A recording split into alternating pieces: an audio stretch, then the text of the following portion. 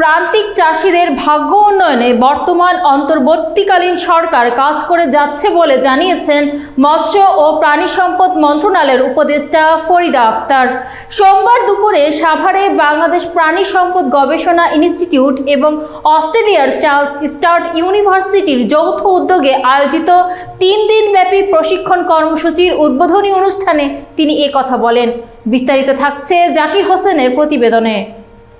ফরিদা আক্তার বলেন, গরুর দুধ উৎপাদন বাড়াতে দেশে আরও বেশি করে নেপিয়ার ঘাস চাষ করা হবে। তিনি আরও জানান, বাংলাদেশ আজ খাদ্যে স্বয়ংসম্পূর্ণ। আমিষের চাহিদা পূরণে সরকার নানা পদক্ষেপ গ্রহণ করেছে।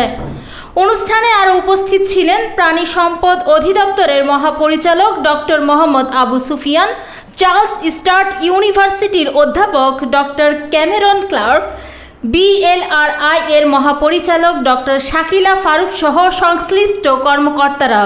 এ প্রশিক্ষণ কর্মসূচির মাধ্যমে প্রাণী সম্পদ উন্নয়ন ও কৃষকদের আধুনিক পদ্ধতিতে প্রশিক্ষিত করে তুলতে পারবে বলে আশাবাদ ব্যক্ত করেন বক্তারা।